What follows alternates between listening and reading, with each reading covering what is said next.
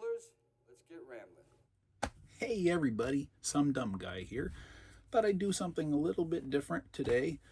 Looking at my shelves, and sometimes I just like to, silly as it is, sometimes I just like to look and everything laid out. I don't like that. But when you're looking at a shelf and everything's laid out, it's just kind of nice to see a personal library. It's soothing in a way. But sometimes while I'm sitting there and I'm looking at it, I get in this position where I'm like, okay, well, I see all these movies here, for example. Why did I buy them? And that's kind of one thing I'm going to explore today, because in this particular instance, what I'm going to share is a collection of movies that I bought with absolutely no intent to ever watch. For you physical media collectors out there, have you ever indulged in purchases strictly for shelf appeal? And hopefully you'll understand what I'm talking about in a minute. Because I have, and it's almost strictly for the novelty of it. Maybe there's a little FOMO in there, I don't know. But in this case, what I'm talking about is, up until what was recently, I would call my complete Vestron video Blu-ray collection. Complete, new at the time, with slipcovers. Now, for those of you familiar with Vestron, you may know that they've recently begun issuing Steelbook Blu-rays, which are basically the exact same movie, just in a new package. I'm not a fan of Steelbooks. That's just me. That's my own personal preference. Window perching time. But I'm getting off topic here. So, what I'm going through is the shelf appeal and my complete collection of the Vestron video series, and what they look like laid out on a shelf in their slipcover, which I think is beautiful. So without further ado, in numerical order, release number 1, Chopping Mall. I have never seen this. I know nothing about it. That is the common theme in this collection. But I like what Vestron is doing here. And I like how they look in slipcovers on a shelf. And that is the entire reason why I bought them. And it had to be each individual release in a slipcover. Not title number 2, Blood Diner.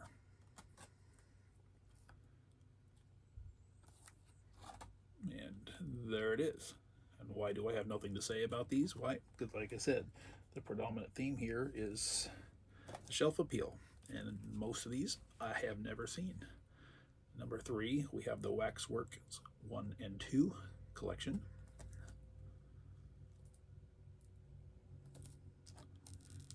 These spines on these titles are incredibly consistent with how they were put together, and something I appreciate. There's one exception with one title, which I'll probably forget about when I come across it, that has one little bit of a difference as far as studio releases, because one of them came from a Studio Canal scan, I believe. It has their logo on it, which throws off the symmetry, but it's a minor gripe. Return of the Living Dead 3, which is title number 4. As far as I know, there are no planned releases upcoming. I touch in on Wikipedia periodically to see if there's anything scheduled, anything mentioned or whatever, but it's been almost a year. Chud 2. Bud the Chud, for title number 5. There's been nothing for nearly a year now. I don't know how many titles qualify in the Vestron series. Eventually they will run out if they haven't already. Lair of the White Worm is a White Worm special. Are there other colored worms? I do not know. A casual glance, I thought that was Winona Ryder. As far as I know, maybe it is. Because again, I know nothing, and that's okay. It's crazy, but it's okay. Parents. It's title number 7.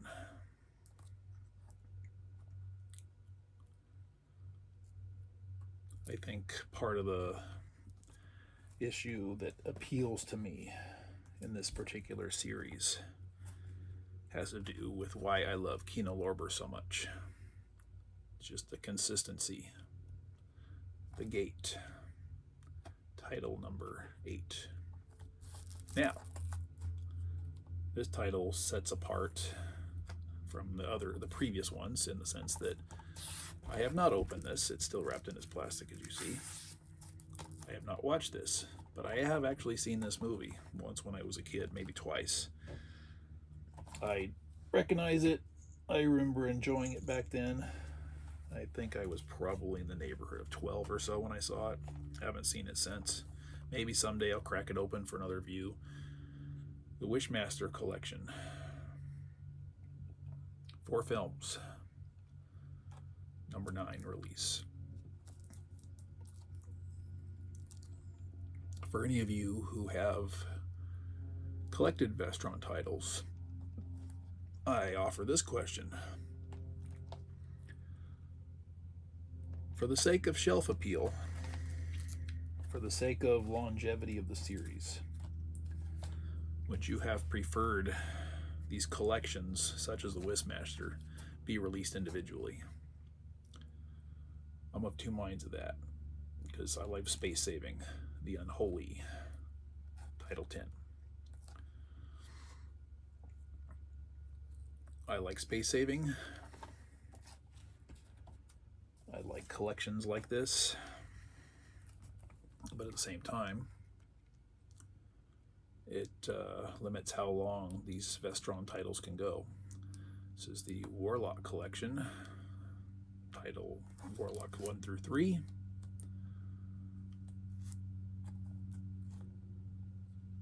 Julian Sands, I believe is his name, that plays the lead here.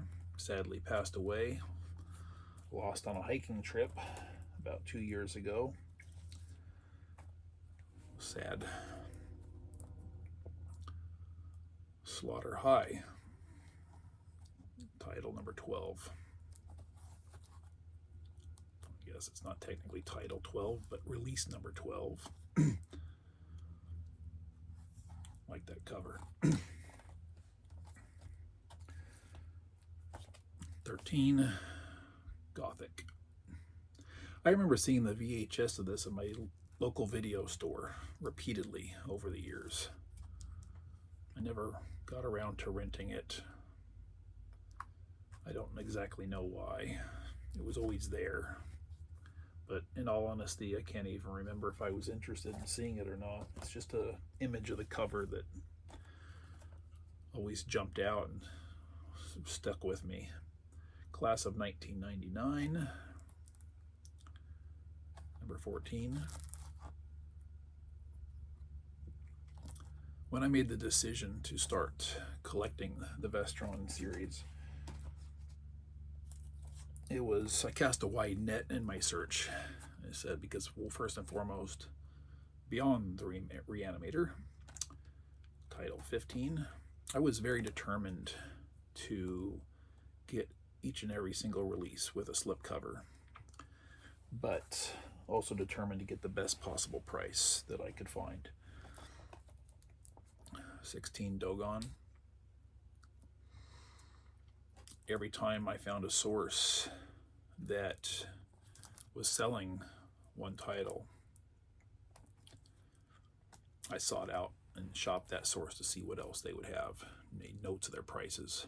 I had pages and pages of notes that I put together trying to figure out which vendor I can go to get the highest number of titles at the best price, and to ensure that each had a slipcover.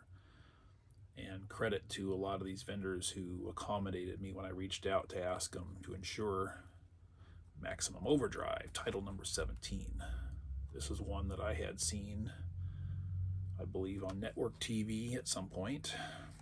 And this is one of, I believe, 3 titles that I've actually opened and watched since purchasing.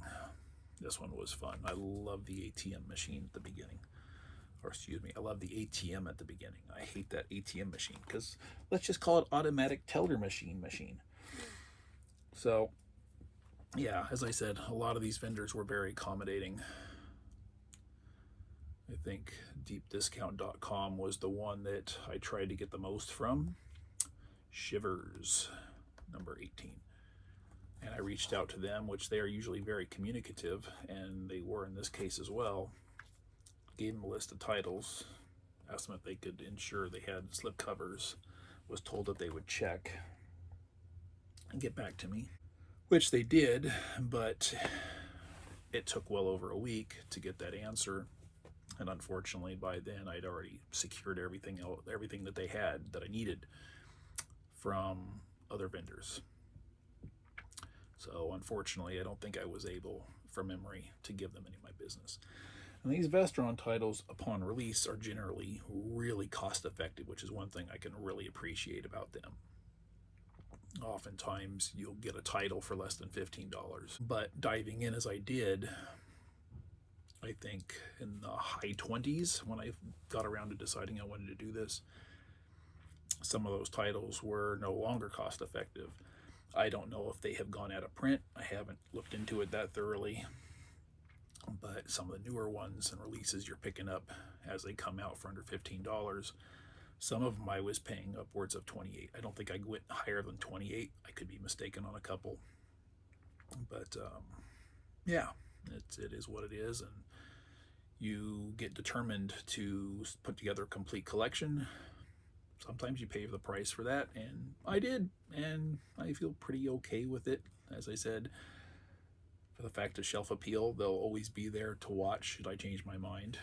It's just not why I purchased them in the first place. So, let's continue on. And we have Little Monsters. This is one I saw a couple times as a kid. Title number 19. I've not watched this release, but I did see it on either network TV or cable back in the day when it was new. Cute little movie. This one here, The Wraith, Charlie Sheen, number 20. I had also seen on TV prior to, and this is one that I did open to rewatch in the early days of my purchasing of these. I think originally I probably did plan to actually go through and watch them. So as they were coming in, I think I probably started with the ones that I was most interested in before I decided to actually get a complete collection. Sundown, The Vampire in Retreat. And a strange title, strange artwork or cover for a vampire title. It just doesn't scream vampires to me. Release number 21. I mean, yes, you see a vampire here on the cover, but that's about it. Like, just doesn't seem very indicative. Dementia 13, Director's Cut.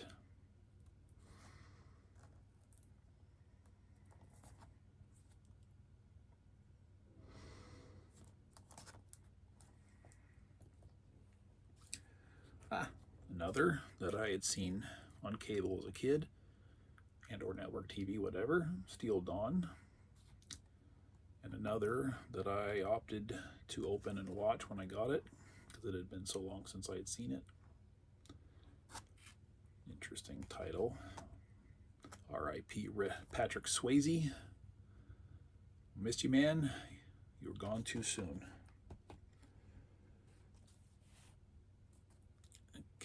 Candyman, Day of the Dead. I've never seen a Candyman film. Any whatsoever, now that I think about it. Tony Todd, rest in peace. We just lost him, I think, this past week.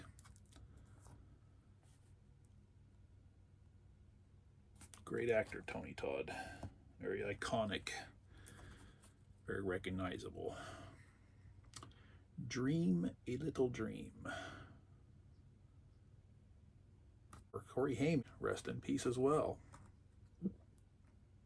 Number 25 in the Vestron collection here.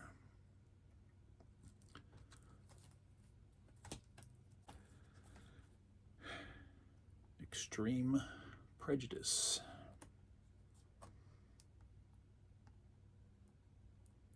Number 26. I was fortunate to receive all these titles with their slipcovers in pretty darn good condition. Earth Girls Are Easy. Number 27.